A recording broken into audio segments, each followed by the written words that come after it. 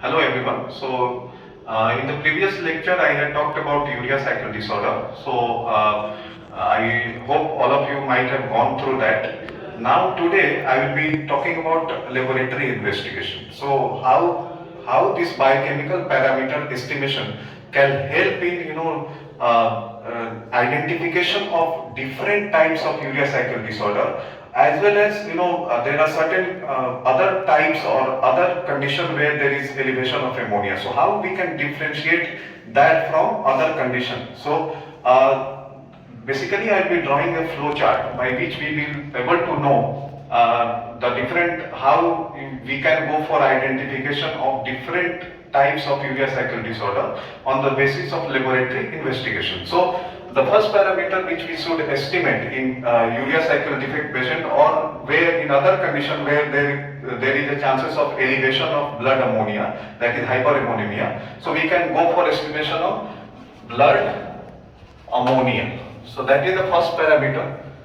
So there we can estimate blood ammonia by different methods. So ammonia can be estimated by the method like Berthollet's method. We have Berthelot method. This is chemical method which is available. We can also estimate ammonia by enzymatic method, that is glutamate dehydrogenase method. And third one is ion selective electrode. Ion selective electrode which is available for ammonia estimation. So these are the basically three methods by which we can estimate blood ammonia. So from biochemical point of view or in biochemistry, we can estimate blood ammonia through this method. So one is chemical method, that is Berthelot. Other one is enzymatic method, that is glutamate dehydrogenase method, and the third one is ion selective electrode for ammonia. So these are the three current methods which are available for blood ammonia estimation. As in previous classes also I told you, the normal range of blood ammonia is around 15 to 40 microgram per dl. So that is the normal range of ammonia in blood. So if there is a suspected case of urea cycle defect or other causes where there is elevation of ammonia, and of course there will be presence of encephalopathy in those patients, and that will be a critical, generally that will be, the patient will be in critical state. So he will be mostly neonates and infants are affected in urea cycle defect, or maybe due to some other causes, that is organic acidemia, where the same sign and symptoms will be there. So for differentiation of specific type of urea cycle defect, the very first thing which we should go for is blood ammonia. So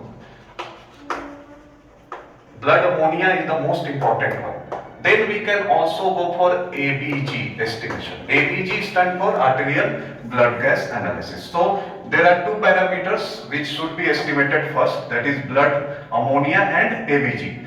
And of course, there could be two probability in this. Okay, so we are estimating ammonia as well as we are going for ABG, that is arterial blood gas analysis. And in ABG, pH bicarbonate level is critical. Okay, so we have to estimate, because in ABG there are so many parameters that include pH, bicarbonate, then there is PCO2, PO2, percentage oxygen saturation, then we can estimate electrolyte also. So in ABG these two parameters become very important in case of urea cycle defect or other causes where there is elevation of ammonia. So pH and bicarbonate. So there could be two probability here. So there could be increased ammonia along with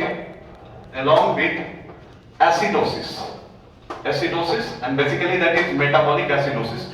So if there is increased ammonia level as well as there is decrease in pH and decrease in bicarbonate, that means there is hyperammonemia along with metabolic acidosis. So that is the criteria to identify whether there is metabolic acidosis or not. So if there is increased blood ammonia as well as there is decrease in pH and decrease in bicarbonate level, so that means there is hyperammonemia along with metabolic acidosis. So this could be the case of organic acidemia. So organic acidemias are separate group of disorder where like for example like methylmalonic acidemia or valeric acid aciduria or brand alpha ketoglutarate dehydrogenase deficiency. There are so many types of organic acidemia. So there we can know if there is increase in ammonia and decrease in pH and bicarbonate, that means there is no urea cycle defect. The person is suffering from organic acidemia. So that is the first way to differentiate between the elevation of ammonia along with other causes that could be organic acidemia, where there is increased ammonia along with metabolic acidosis. The second probability could be if there is increased ammonia along with no acidosis. So if there is hyperammonemia but there is no acidosis, because there is no change, there is no decrease in pH or bicarbonate level. So if there is no acidosis and only there is hyperammonemia, so that suggests there is urea cycle defect. Urea cycle defect. So now I will be talking regarding this, okay, this point where there is increase in ammonia but there is no acidosis, okay. So here we should keep two things in mind. If there is increase in ammonia along with acidosis, that could be due to organic acidemias. If there is increase in an ammonia level but there is no acidosis finding, so that means it could be due to urea cycle defect. So how now we look into the detail how we can differentiate among different type of urea cycle disorder. So we now by looking by I will be following this part only. Okay, organic acidemia is separate topic that will be I will be dealing it later. Some in some other video. So now we are going to move forward from here. There is increase in ammonia along with no acidosis. So that could be due to urea cycle defect. So now look into the further flowchart part. So now suppose if there is increased ammonia along with no acidosis, so what further investigation we can do? Now we look into the here there is increased ammonia along with no acidosis. So that could be due to urea cycle defect. So what we can do is we can estimate specific amino acid, plasma amino acid. So we can go for estimation of plasma amino acid. So we can estimate plasma amino acids. So what could be the probability? If there could be two probability. If there is increase in level of specific plasma amino acid or it could be normal. So here there are two probabilities. What are the two probabilities? There could be increase in specific plasma amino acid or the plasma amino acid might remain normal. So first I will be talking about if there is increase in plasma amino acid. So which amino acid we can estimate? We can estimate arginine, we can estimate citrulline, we can estimate ornithine, and we can estimate argininosuccinic acid. Argininosuccinic acid. So what if there is elevation in arginine? Only arginine is elevated, there is a higher elevation of arginine. So that means the person is suffering from hyperargininemia. Okay, that is the last enzymatic defect of urea cycle. So we can be sure that there is there is a defect in the enzyme called arginase, and that lead to a urea cycle disorder called hyperargininemia. If there is an increase high elevation of citrulline, so that means the person is suffering from citrullinemia type 1 or citrullinemia type 2, and that deficiency is due to argininosuccinate synthase. That is the enzyme which lead to disorder called citrullinemia, okay, type 1, and in type 2 citrine transporter is defective. So that could be due to if there is a high elevation of citrulline in blood. That these are all, remember, these are all amino acids. Okay, these are, some are standard amino acid and some are non-standard amino acid which are produced during urea cycle. Okay, so arginine is standard amino acid. Citrulline, ornithine and argininosuccinic acid are non-standard amino acid, but these comes under amino acid part only, because these non-standard amino acid are not part of protein, but they are elevated during urea cycle defect. Okay, so this citrulline will be highly elevated in case of citrullinemia type 1 or citrullinemia type 2. Now coming to ornithine. Ornithine will be highly elevated in case of triple H syndrome. Okay, triple H syndrome. There is a defect in the transporter of the gene, that is ORNT1 gene, that is responsible for the transport of ornithine from mitochondria to cytosol. So there is a defect, and that is called triple H syndrome. So there ornithine will be highly elevated. So that their specific diagnosis can be made. And the last one in argininosuccinic acid. Argininosuccinic acid will be elevated in case of disorder called argininosuccinic aciduria, where there is a deficiency of the enzyme called argininosuccinic acid lyase. So there, if there is a high elevation of argininosuccinic acid in blood, that means the person, or the urea cycle defect that person is suffering from is argininosuccinic aciduria. So we came to know through this diagnosis of specific plasma amino acid, we came to know about 4 defects of urea cycle here. So what are those? There is arginine. If there is a invasion of plasma arginine, that means the person is suffering from hyperargininemia. If there is elevation of citrulline in blood in high amount, that means the child or the neonate is suffering from citrullinemia type 1 or type 2.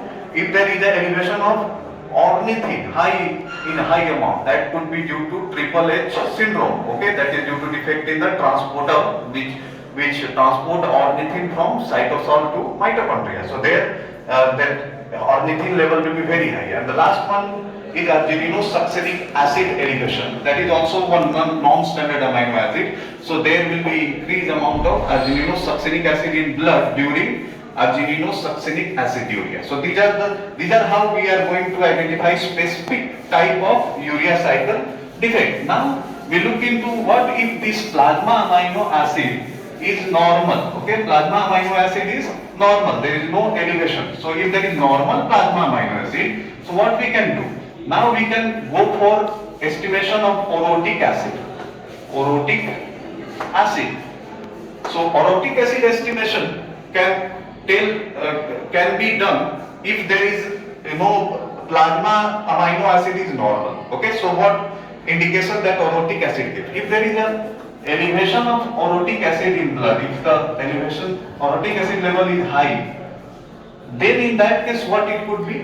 This, if elevated orotic acid is a sign of hyperammonemia type 2, that is due to deficiency of OTC enzyme. OTC stands for ornithine transcarbamylase.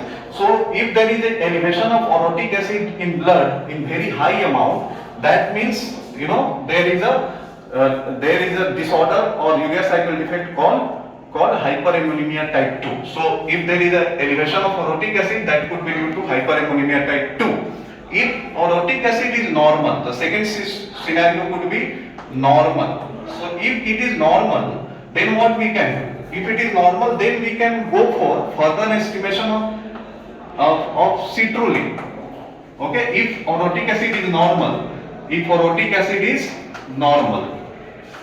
acid normal. Okay, if there is normal, there is no increase in orotic acid, so we can go for estimation of citrulline. So citrulline, if citrulline level is low, then we can say that citrulline is level in blood is becomes low only in case of hyperammonemia type 1 or in case of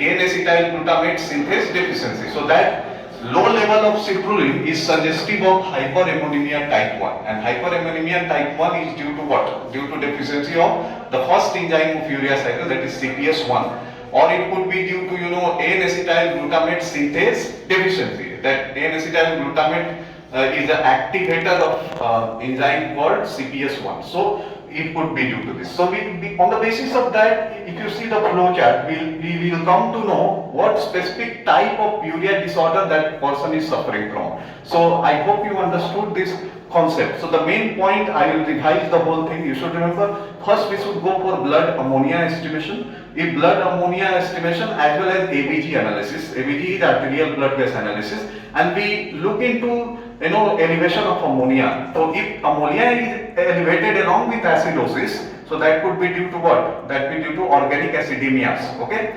And if there is elevation of ammonia but no acidosis, so that is a sign of, that could be due to urea cycle defect. So further investigations are required. So if that happens, so if there is increased ammonia and if there is no acidosis at all, then we can estimate specific plasma amino acids. So these amino acids are produced during urea cycle pathway. So there we can go for estimation of various standard and non-standard amino acids. So where we can go for estimation of arginine, we can estimate ornithine, we can estimate CITRULLINE, we can estimate ARGININOSUCCINIC acid. So on the basis of elevation of a specific type of these amino acid, we will able to know about specific type of that disorder or uric acid urea cycle disorder that person is suffering from. And then if that is there, if the plasma amino acid are elevated, then further if it is plasma amino acid is elevated, then we can estimate all those things. And if it is normal, if plasma amino acid is normal, then we can estimate orotic acid. Orotic acid, if there is elevation of orotic acid, that could be due to what? That could be due to hyperammonemia type 2. And if orotic acid is normal, then we can go for estimation of citrulline. If the citrulline level is low, that is suggestive of hyperammonemia type 1. So I hope you understood this concept. On the basis of laboratory finding, how you are going to differentiate between different types of urea cycle disorder. So I hope you are liking my videos. So keep supporting me and keep sharing my videos. Thank you.